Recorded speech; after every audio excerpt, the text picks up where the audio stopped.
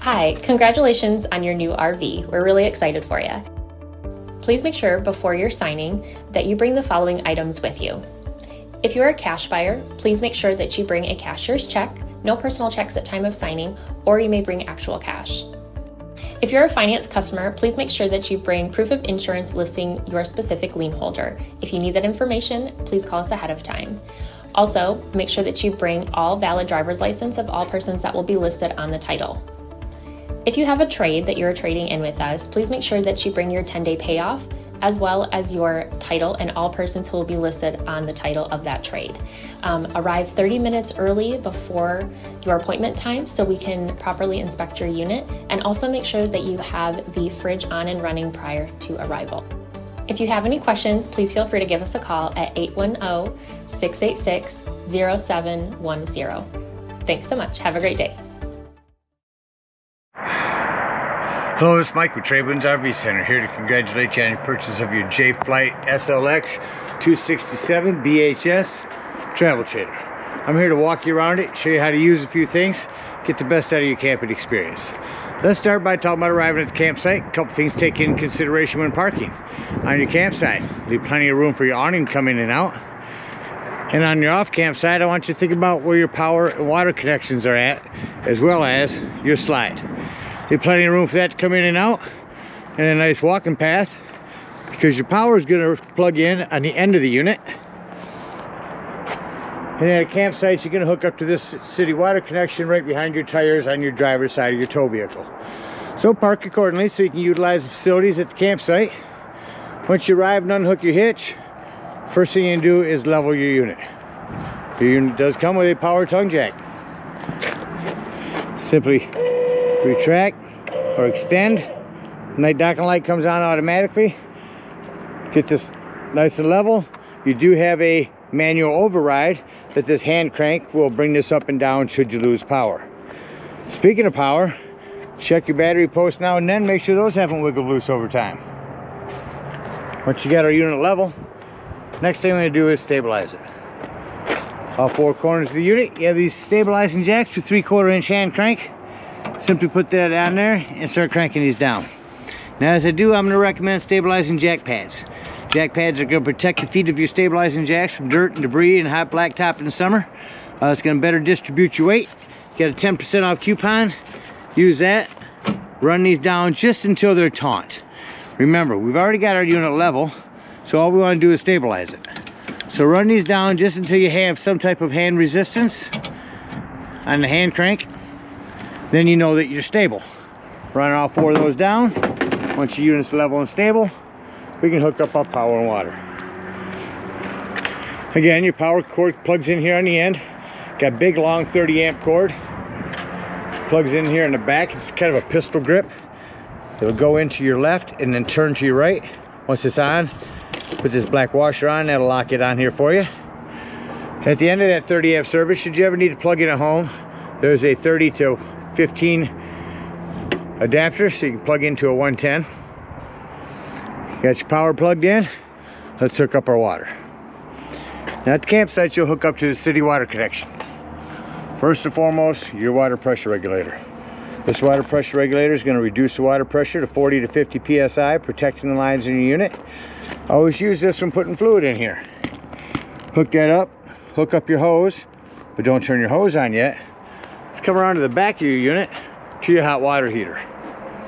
All we're doing at this point, folks, make sure your drain plug's back on. Throw a little plumber's tape around that. Get this on there nice and snug. Once that's on there, you can go ahead and turn that hose on. Now, after the hose has been on for a few minutes, go inside. You can deploy your slide because we're level and stable. But what I need you to do is get inside and open up your water taps. Get the air out of the lines, get a nice steady flow of water going through those. Then you can shut them water taps off. Then you can turn on your hot water heater from indoors. I'll show you that when we go inside. Now let's say we're going to go camping and we're not going to use city water. We're going to go out dry camping, or boondocking as they call it. In that case, we're simply going to fill up our potable water tank. On your campsite, just above your tires, is your potable water or freshwater tank. No need for a water pressure regulator here. Simply use a hose. Two ways to tell when this is full. One, there's an overflow valve right here. or 2 on the inside where you check the levels of your black and gray tanks. There's also a freshwater button. Hold that down till this is full. Once it's full, put your cap back on, and then whenever you want to utilize this fresh water, you'll turn on your water pump. Don't turn on your water pump when using city water. That's already pressurized. Alright, we're all set up to camp with power and water. I'm going to go ahead and walk you around the rest of the outside of the unit, starting here on your campsite with the outdoor kitchen. Make sure that you do lock this up. Underneath here, well, actually up here where your low point drain is your quick connect LP. Right here to the left of your doorway. A low point drain for your fresh water. You're prepped for a TV out here. You can snap a TV mount on here and plug it in. Plug in your cable here. A couple of outdoor speakers. That's a vent for your microwave. This is a flue for your furnace. If you're running your furnace, steer clear of this. It will get hot. And make sure nothing's ever blocking it. Continuing down your campsite, let's talk about your awning and the pitch control. If it's raining at that end, or it's raining and your campsite is at that end, simply pull down on this pitch control. Now it'll tilt your awning. Kind of close to this unit next to us right now, so I won't tilt it. Your pass-through storage. Your propane does come with a cover. It is on a regulator. Lefty loosey to open. Just point it toward the tank you wish to be using for your source. The other side of your pass-through storage, your stabilizing jacks. On your slides, you want to add to the longevity of the life of these wipers or seals.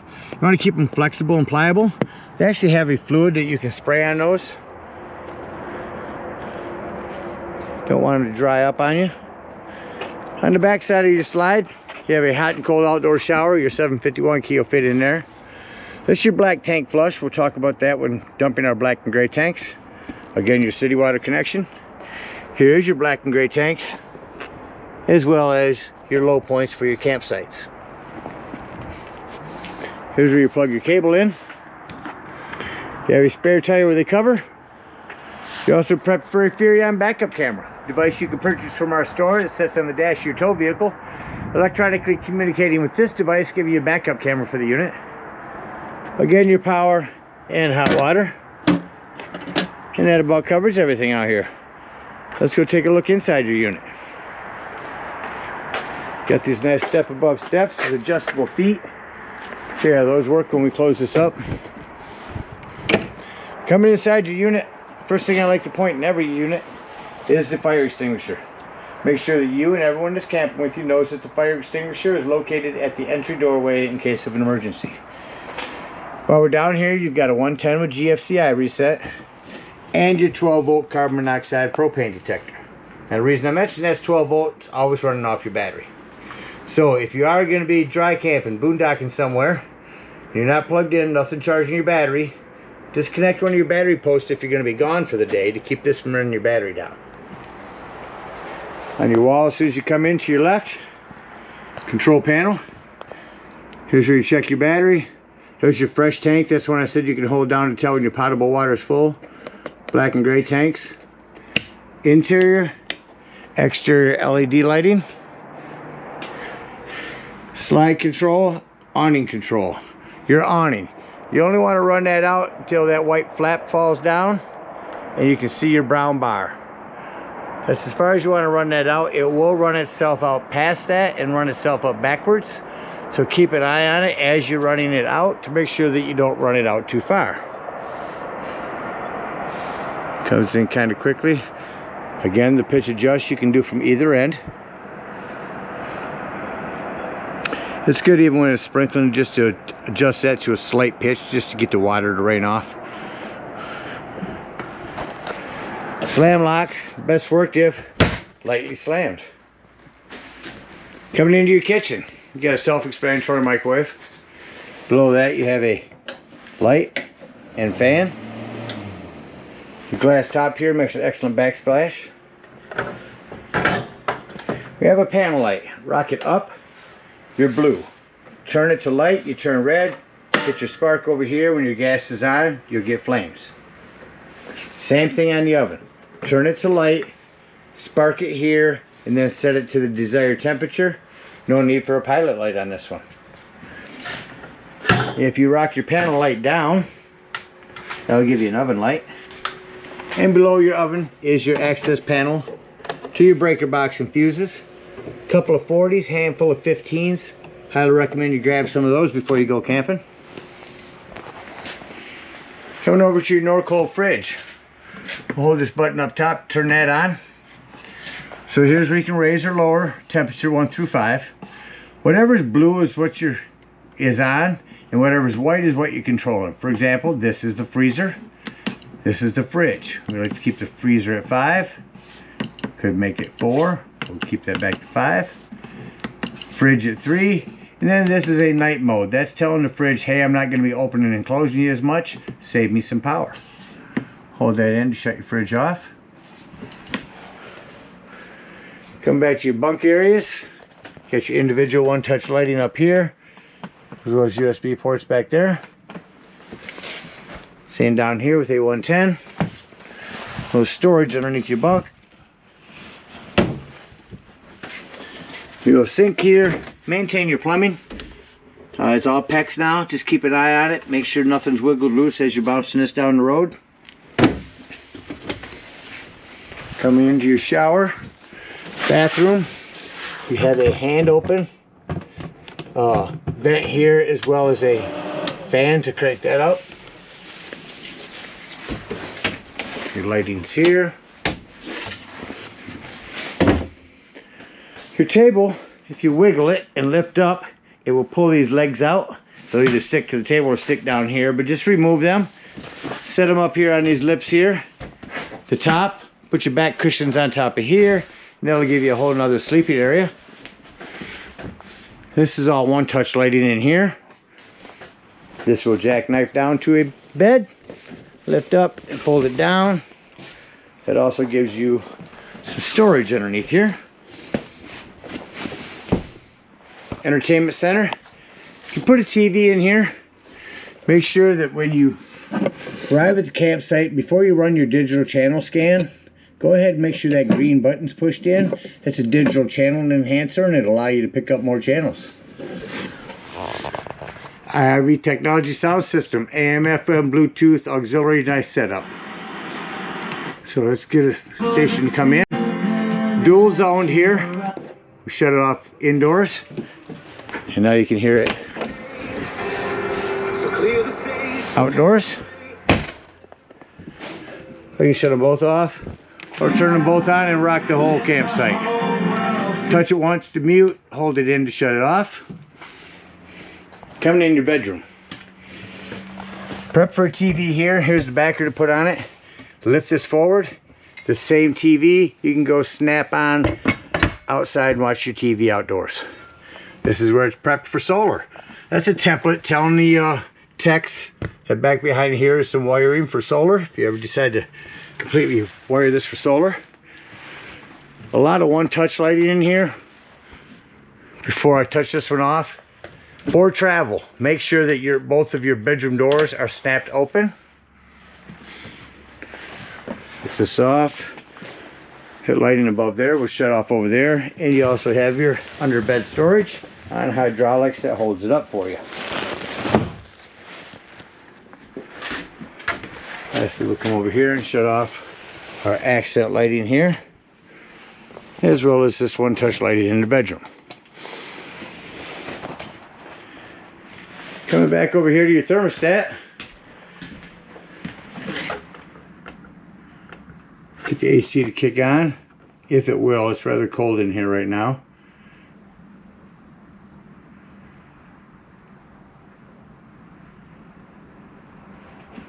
Yeah, I believe it's below 55, so let's turn the heat on. I know it's hard to see these blue channels here. There's your heat kick on. What I wanted to show you was when you shut off your AC, it shuts off rather quickly. When you shut off your furnace, it takes a couple minutes for the furnace fan to cycle through. One last thing is your smoke alarm, and that is above your sofa. That about covers everything in here. Let's act like we're getting ready to leave the campsite. I like to come over here, shut off my main light. Then I can walk through the unit and see any individual one-touch lighting that I've left on. I remember our bathroom's off.